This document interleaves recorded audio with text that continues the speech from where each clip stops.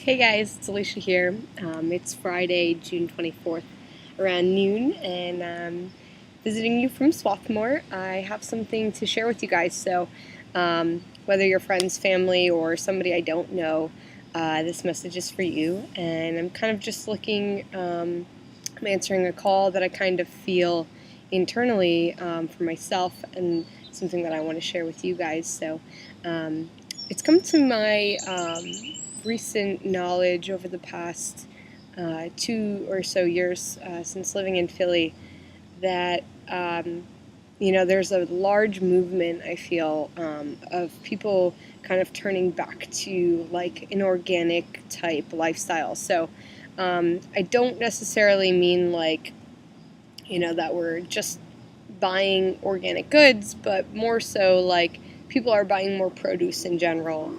There is a lot of people that are buying organic produce now, and a lot of people that are trying to support their more local farms. I myself feel very passionate about that for a number of reasons. I think it's really important for the economy of our small community as well as like our country as a whole.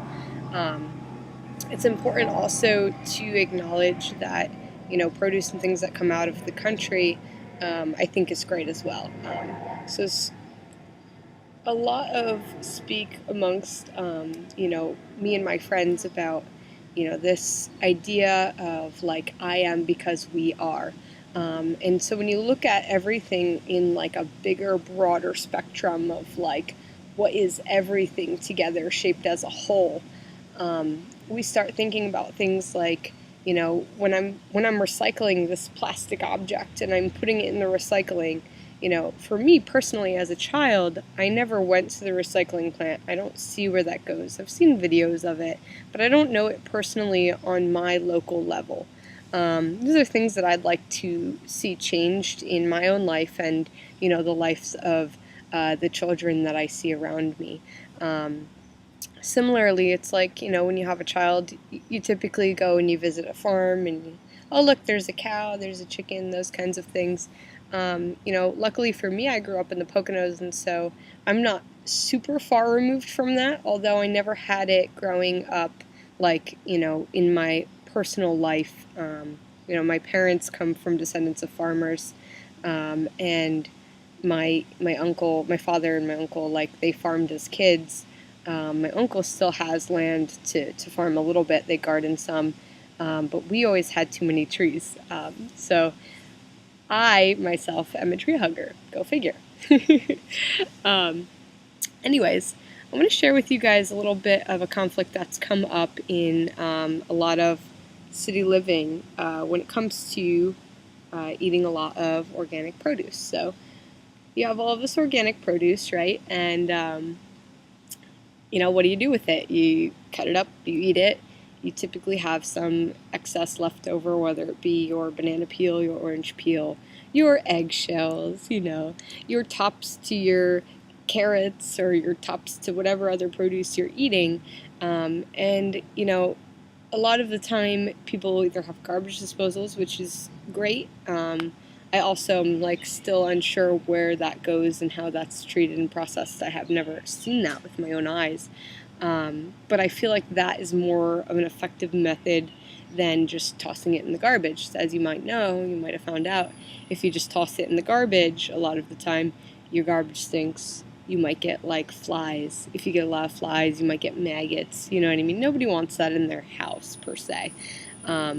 So there are a couple of places around Philly. There's City Sprouts over in Fishtown area, and there's also like a couple of places in University City as well that do compost. I am feeling rather called for that. I know I have a lot of friends in the Philadelphia and Greater Philadelphia area who eat a lot of produce who may not necessarily compost because it's not easy for them or they don't have the knowledge to. Composting is something that I feel like is a very basic process in life that is really important that we share and we educate about. So, as a child growing up in the school system, We might have talked about it once or twice, but I never really saw the process through. And I don't know about you guys, but for me, seeing something come to completion is really the best way for me to internalize it and to know it, to kind of intrinsically know that. Just, I know it now. I've done it. I've felt it. I've that kind of becomes a part of my life then. And so, it's been my mission over the past year to introduce myself to composting. And so I did a lot of research online. I started with City Sprouts over in the Fishtown area, and really, really basic. You get a little glass jar or plastic container. Some people have as much compost as they need, like a garbage can for it. Whatever reciprocal, takes that daily amount for you or that weekly amount for you, you just take all of your organic matter and you put it here, They told me, I asked, don't use your meat products or your cheeses. You just want your plant-based things, your eggshells. You can do paper towels if you rip them up small. Same goes with newspaper, leaves, those things. So when we're talking about paper, leaves, cardboard, any of those things that break down but are dry, we call them browns a lot of the time. And those things, sticks included, but sticks don't break down as easily as paper does. So you kind of bear that in mind when you're thinking about these things. So say I've got this vat of compost, right? And I'm putting, a couple pieces of paper towel in there. What that's going to do for you is it's going to dry up any liquid that you have in there. Because if you're composting a watermelon has a ton of liquid in it, and you're going to find in the bottom of your composter this much water. You want to balance it out. So if something has a lot of water content, throw a couple paper towels in there with it, or take it out to your main reciprocal sooner. So for right now, I'll kind of show you guys what I've got going on. I have a rotating composter. I bought it at Home Depot or Lowe's. You can make your own. I'm sure you can find videos online to do that. Some people just do a big pile in their backyard and they kind of shovel it.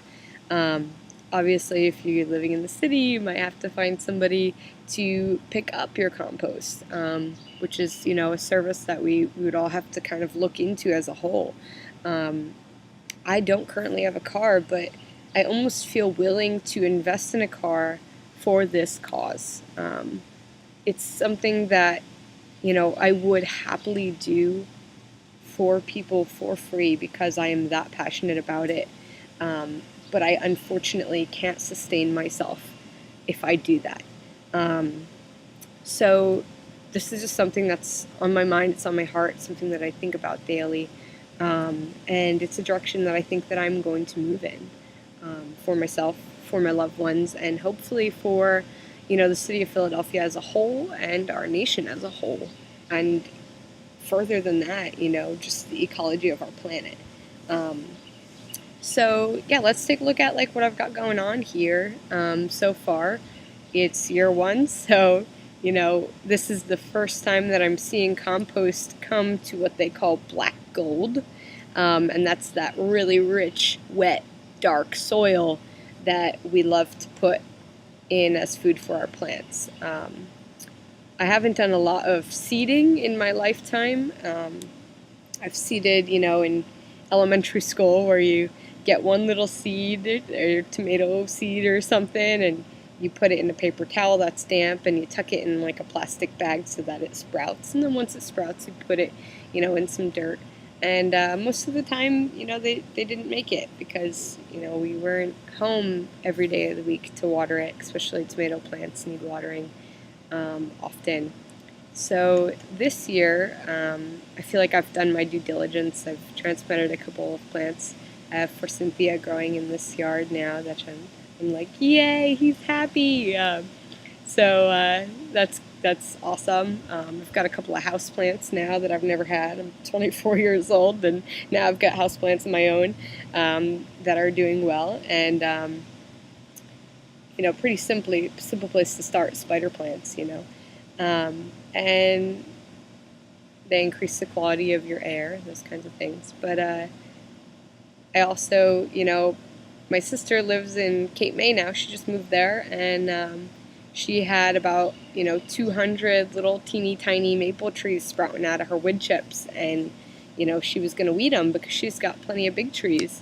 And I was like, hey, Philly needs trees, so I'm just going to bring them to Philly and walk through Penn Treaty handing out baby trees and just hope that some of them get planted in some really good spots. And I had a conversation with a friend yesterday. I said, I'm 24 years old, and if I would have planted a tree every year, that would be 24 more trees in the city. And then, oh, this is actually a SEPTA driver, and he said, but then there would be no more places for buildings. You would just have forests. And I was like, then we would build the house out of the forest and in the forest and, within it. I was like, how many empty lots do exist in Philly? I was like, I have dreams that we've planted bamboo in them, which is invasive, which took over the lot, right? And in my mind, I don't think it would go further than the lot because you've got a street on each side. And so you just increase the green space in a neighborhood that has none. And all of a sudden, you have this workable material. You could build, some sort of structure, whether it be a community center or something different, within the forest of bamboo, you gotta trail in there and oh, here's this place, And, I don't consider myself really to be strongly affiliated with any religion, but I think that just as a human, instinctually, we need that kind of sacred space, and whether that's near the river or the mountain, whether it's in a church, we need that as humans, just like we need each other. So, all right, well, let me kind of give you a tour here of what's going on with my compost. Yeah, let's go. Yeah, Swarthmore is beautiful. I just moved here. I used to live in the Poconos and then Kensington for about a year and a half. I was in Fishtown for a couple of months. Okay, so over here is where we usually keep our garbage and things. Let me see if I can get this guy level. Alright. It's pretty good. Alright, you can see me. That's cool. So this is my rotating composter. I just got this guy in the beginning of the season. It was right as winter was ending, and this came from, I believe it was Home Depot. It's got this little slidey door here, comes in and off.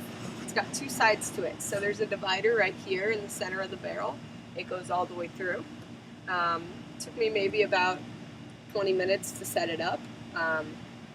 In one side you've got your stuff that's older. That way you can get this black dark soil, and you can still go ahead and continue to compost while that matures. So you just get any kind of receptacle. We use a pretzel can. Got a little pretzel can. We stick this near our sink. We throw our eggshells in there. We throw some rotten onions in there when they go bad. Whatever it is, we throw them in there. Then we'll come out here and just write the compost, right? Then we give it a turn. I usually spin it a couple times. Alright.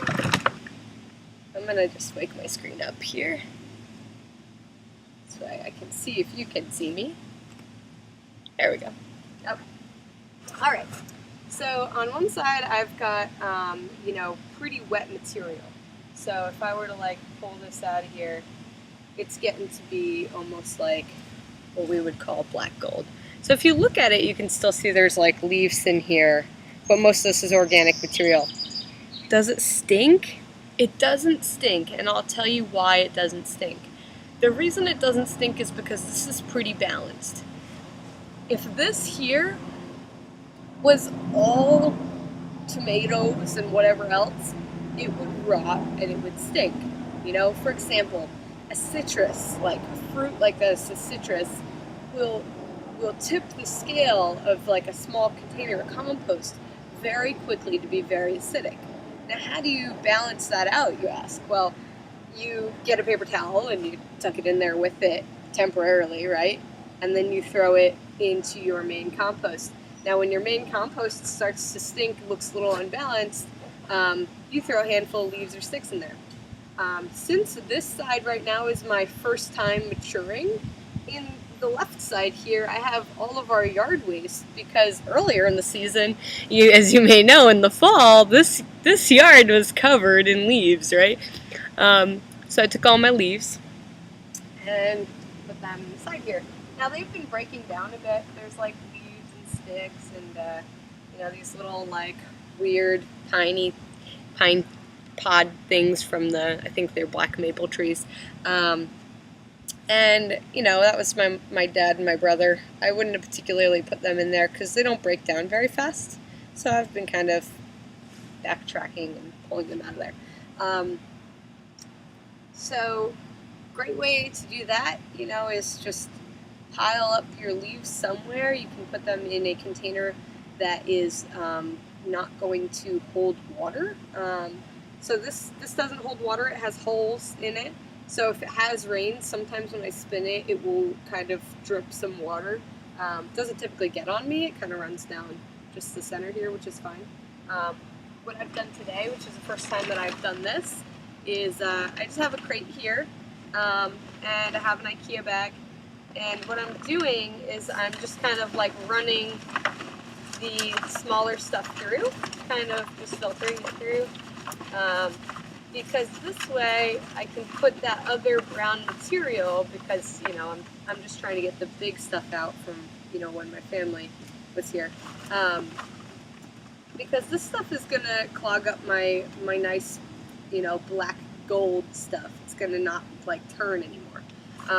But the leaves in here, this stuff, or like any stick that's like broken down, sometimes like these little wooden sticks, they'll just kind of like smush because they're they're starting to break down now. They kind of like, you see what I mean? They just kind of fall apart. Those things are going to balance my compost, and they're going to make it so that it's not stinky. Because we've got like part A and part B here. You need both to make a good compost. All right. And, if you have a ton of land and you have a ton of compost, sometimes you can even sell that to people, There are gardeners out there looking for compost because they don't make their own. Alright, so check it out. Kind of looks like leafy wood chips, right?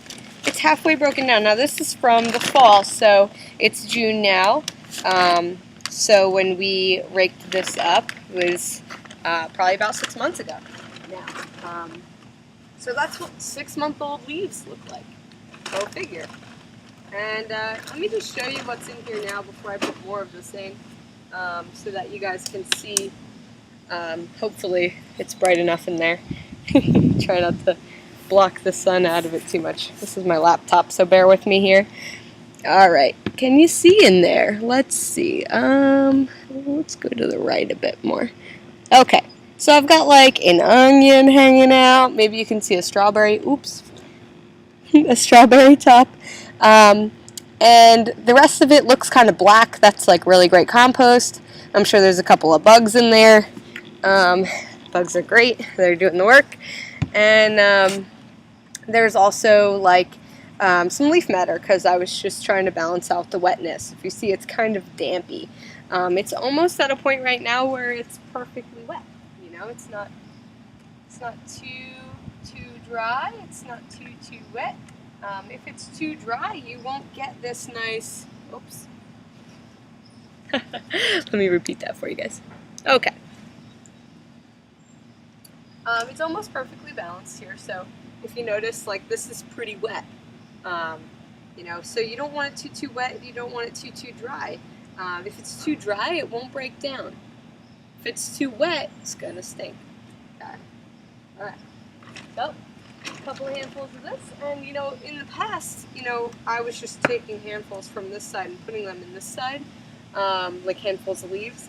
So if you can, rake your sticks out, put your leaves in the left side, so that while you have your right side going, you know, for the first time, you've got easy access brown matter at your fingertips all the time. Brilliant. We didn't plan it that way, but it worked out really well. Thanks, Dad and Steven. You guys rock. All right, so got a couple more fistfuls in here. I could just dump the whole bag, but really I'm almost at that point where it's good to go. So I'm gonna just give it another turn. Sometimes I'll leave some leaves or paper towels in my